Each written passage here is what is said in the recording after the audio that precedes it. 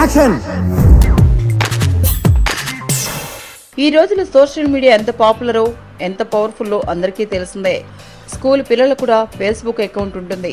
అందుకని ఇప్పుడున్న పిల్లలకు టెక్స్ట్ బుక్స్ గురించి తెలియకపోయినా ఫేస్బుక్ గురించి మాత్రం ఖచ్చితంగా తెలుస్తుంది. అయితే ఫేస్బుక్ లో కొంతమంది ఏది పడితే అది పోస్ట్ చేయడం వలన ఊహించిన విధంగా కష్టాలను కొని తెచ్చుకుంటున్నారు. నార్త్ కరోలినాలో జరిగిన ఓ సంఘటన ఫేస్బుక్ లో ఇష్టం వచ్చినట్లుగా పోస్టులు పెట్టేవారికి ఓ గుణపాఠం అని చెప్పొచ్చు. ఇంతకీ ఏం జరిగిందంటే, తన పాత స్నేహితుడే తన తనయుడిని చంపాడని ఆరోపిస్తూ ఫేస్బుక్ లో పోస్ట్ పెట్టింది నార్త్ కరోలినాలోని ఓ మహిళ.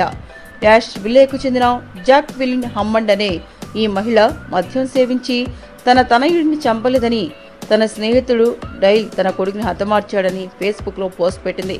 దీంతో డైల్ ఆ హత్య తాను చేయలేదని, హమ్మండ్ చేసిన ఆరోపణలను తనను తీవ్రంగా కలిచివేశాయని తెలిపారు. అంతేకాకుండా తనపై ఆరోపణ చేసిన హమ్మండ్పై పరువు నష్టం దావా వేశాడు. ఈ కేసును విచారించి హమ్మండ్కు 3,24,00,000 జరిమానా విధిస్తూ కోర్టు తీర్పిచ్చింది. సో ఫేస్బుక్ లో ఏది పడితే అది పోస్ట్ చేసేవాళ్లు ఇకనైనా కళ్ళు తెరవండి, లేకపోతే కష్టాలను కొని తెచ్చుకున్నట్టే.